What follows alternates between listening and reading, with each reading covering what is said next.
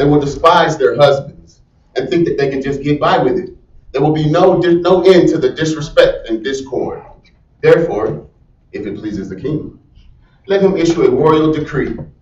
Let it be written in the laws of Persia and Media, which cannot be repealed, that Queen Vashti is to never, ever again come before King Xerxes. Also, let her royal position be given to someone else.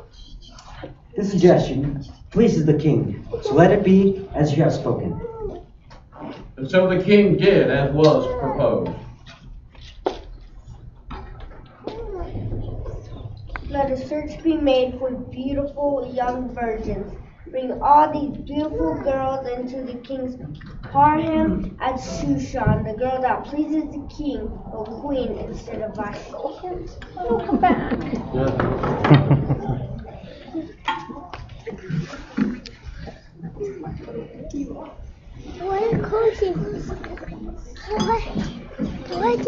Now there was in Shushan a Jew of the tribe of Benjamin, and his name was Mordecai.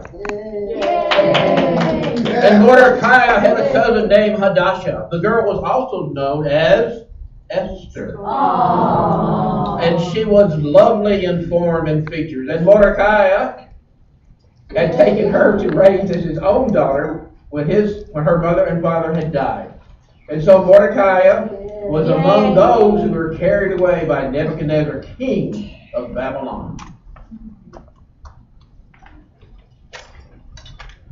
I understand that there's a beautiful girl that lives here. Yes, she's my cousin, Esther. Why do you ask? Just tell her to pack her things. She is going with us.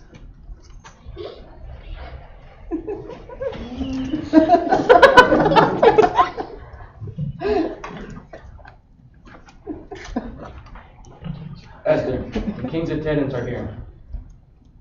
They want you to go back to the palace with them. It seems the king is in need of a new queen. But I'm not interested in living in the palace or being the new queen. I like it here with you.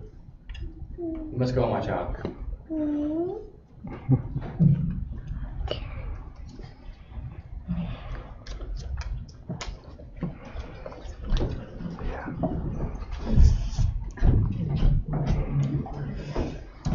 What do you call it? Huh? What do you call it? So after the king's edict had been proclaimed, many girls were brought to Shushan, including Esther. Now Esther had not revealed her nationality or her family background because Mordecai had forbidden her to do so. Now before a girl's turn to go before King Xerxes, she had to complete 12 months of beauty treatments. And then she would be invited into the king's chambers in the evening. And from there she would go, but in the morning return to another part of the king's harem for the concubines. And she would not return to the king unless he was pleased with her and summoned her by name. So the king was more attracted to Esther than any of the other women. So he made Esther queen instead of Vashti.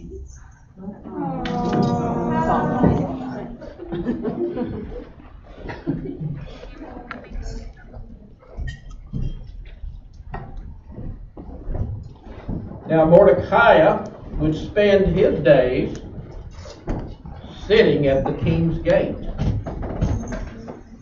One day, while he was at the king's gate, he overheard two of the king's officials, and they were conspiring to assassinate the king.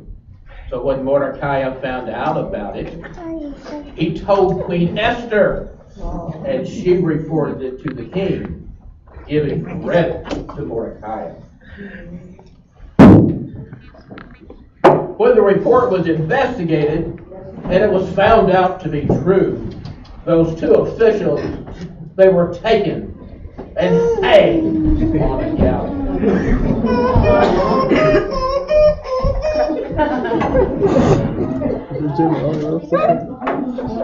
And it was sometimes after that when King Xerxes decided to honor Haman, elevating and giving him a seat of high honor, higher than all the other nobles and princes. All the royal officials of the king's gates would bow down and pay honor to Haman, as the king had commanded. But Mordecai would not bow down or pay him honor. And when Haman saw that Mordecai would not bow down to him or pay him honor, he was enraged. Why aren't you bound to me? Don't you know who I am? Yes, I know who you are, but I am Mordecai, the Jew, and I bow before no man. Haman was furious. He looked for a way to destroy Mordecai and all his people,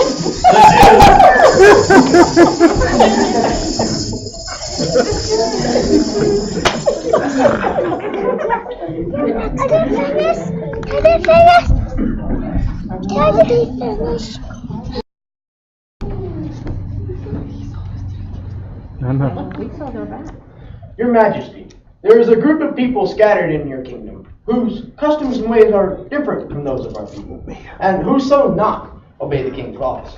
Let there be a decree issued to destroy them. Sounds like a good plan, Haman. Therefore, here is my signet ring. Do with these people as you please.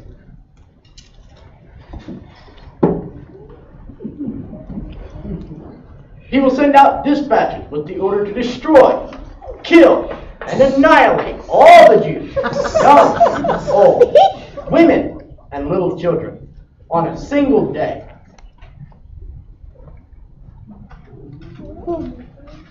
I've just cast the pur, and on the 13th day, the 12th month, the month of Adar, is the chosen day to kill the Jews and to plunder their goods.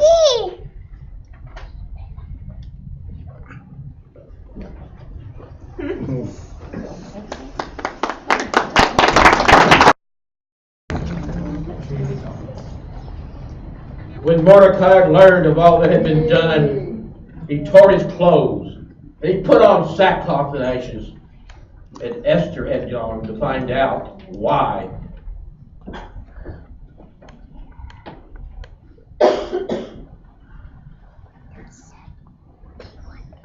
Esther, that evil Haman has made plans to have all the Jews killed on the 13th day of Adar.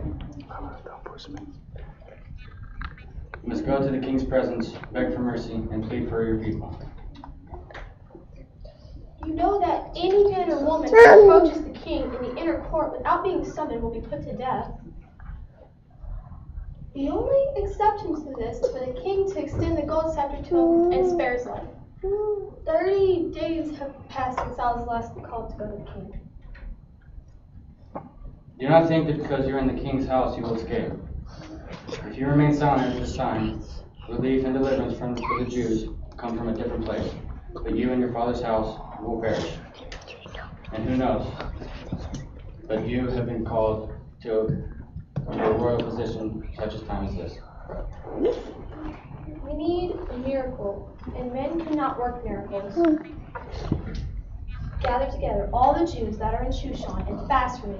When this is done, I will go to the king, even though it's against the law. And if I perish, I perish. So Mordecai carried out all of Esther's instructions.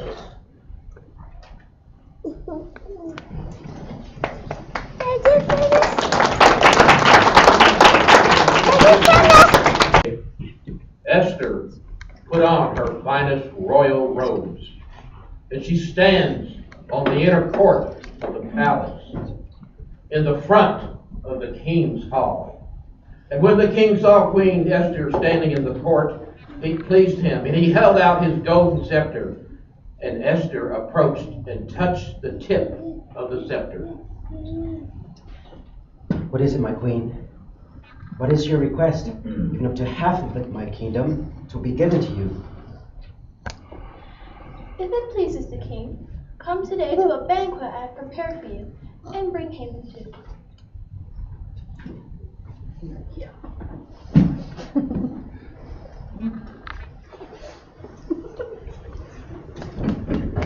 Haman went to the banquet Esther had prepared. Now, my queen, what is your request? I will give it to you. Even up to half my kingdom will be given to you. If it pleases the king, regard me with favor, and if it pleases you to grant my petition, Come again tomorrow, along with Haman, to another banquet I will prepare for you. Then I will answer your question.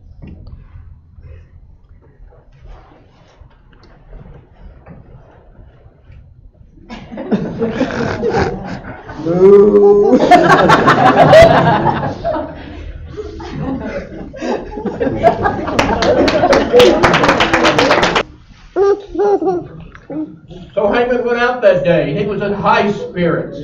He called together his friends, Zeresh, his wife, and his sons.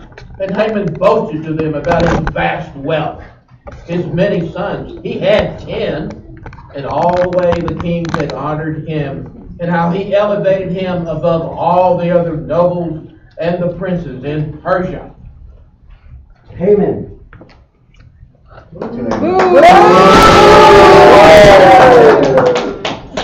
And that's not all. I'm the only person Queen Esther invited to accompany the king to the banquet she gave, and we are going again tomorrow. Boo!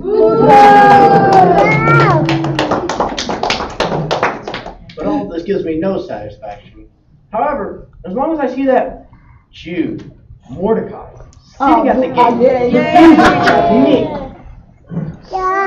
Then just get rid of him. Kill him. Have a gallows built, and in the morning ask the king to have Mordecai hanged on it. Then go with the king to the dinner and be happy.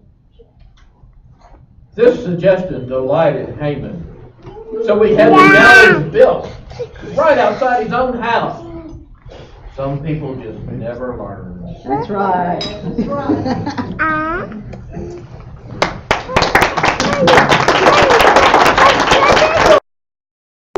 And that night the king could not sleep. So he ordered the book of the Chronicles of his reign to be read unto him. And Xerxes found recorded how Mordecai had exposed the 2 attendants who had conspired to assassinate him. Huh. I forgot all about that. What honor and recognition, then, has Mordecai received for saving my life, bringing this matter to my attention? Nothing has been done for him, sir. Shortly after that, Haman entered.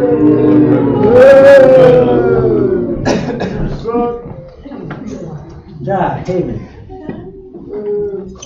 What should be done for a man the king wishes to honor? And Haman thought to himself, who is it the king would rather honor than me? Okay, if there's someone you desire to honor, then put on him your royal robe that the king has worn, and a horse the king has ridden, one with the royal crest placed on his head. Then let your attendants robe the man you desire to honor, and lead him on the horse through the city streets, proclaiming what this man has done, and how the king delights to honor him. Great idea, Haman. Go at once, get the robe and the horse, and do just as you have suggested. For Mordecai, the Jew.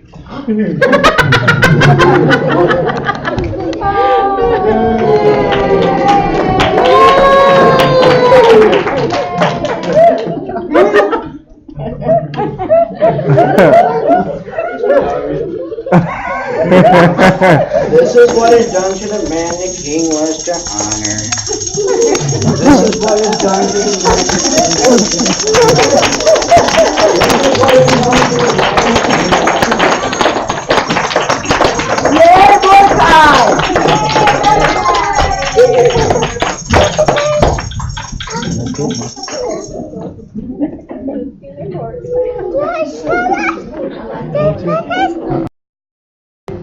the king and Haman went to dine with Queen Esther. So, my queen, you promised me your petition and request? If I have found favor with you, O king, and if it pleases your majesty, spare my life and that of my people. That is my petition. Spare your life? Why? Where is any man who would dare do such a thing? Who is he? The adversary and enemy of vile men. Haman was terrified. He began to tremble. The king got up in rage, and he went out into the garden. Haman, realizing the king had already decided his fate, stayed behind to beg Queen Esther for his life. And it's just as the king returned from the palace garden to the banquet hall, Haman was falling on the ground where Esther was standing, attempting to persuade her to change her mind about him. You dare force yourself on the queen while she's in my own house? There's a gallows by Haman's house he has made for Mordecai the Jew who spoke up and saved the king's life. Hang on the run!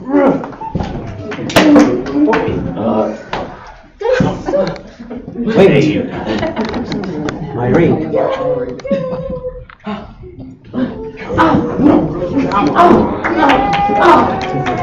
And so they hanged Haman on the gallows that he had prepared for Mordecai.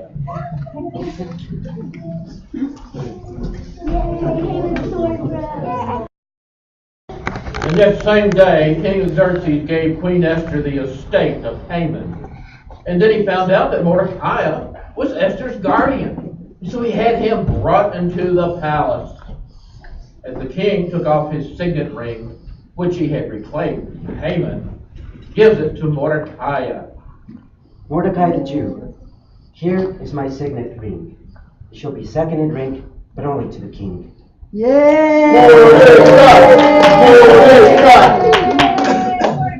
Esther again pleaded with the king, falling and weeping. She begs him to put an end to the evil plan of Haman, which he had devised against the Jews.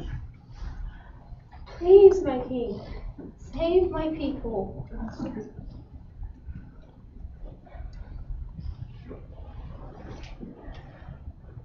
So the king's new law granted the Jews the right to assemble and protect themselves, to destroy, kill, and annihilate any armed force of any nationality that might attack them, their women, their children, and to plunder the property of their enemies.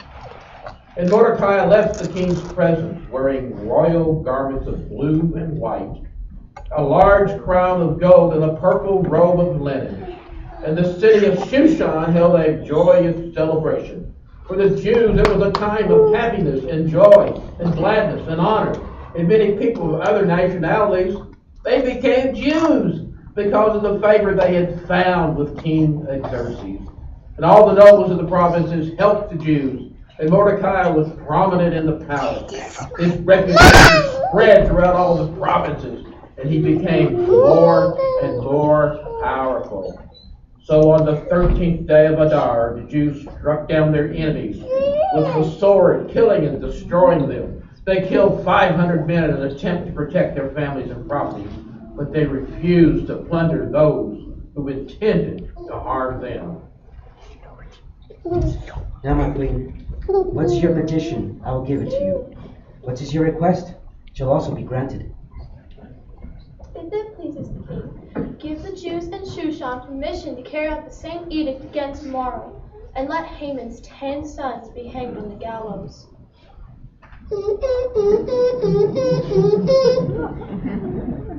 So the king commanded that this be done, and an edict was issued in Shushan, and they hanged the 10 sons of Haman. The Jews came together on the 14th day of Adar and put to death in Shushan 300 men, but again they did not take the plunder. Meanwhile, the remainder of the Jews were on all the king's provinces. They assembled to protect themselves and get relief from their enemies. They killed 75,000 of them, but again they did not take their plunder. So Haman had plotted against the Jews to destroy them. He had cast the pur, that is, the lot, for their destruction. But when the king found out, he issued written orders that the evil schemer Haman had devised against the Jews should come back upon his own head, and that he and his sons should be hanged on the gallows.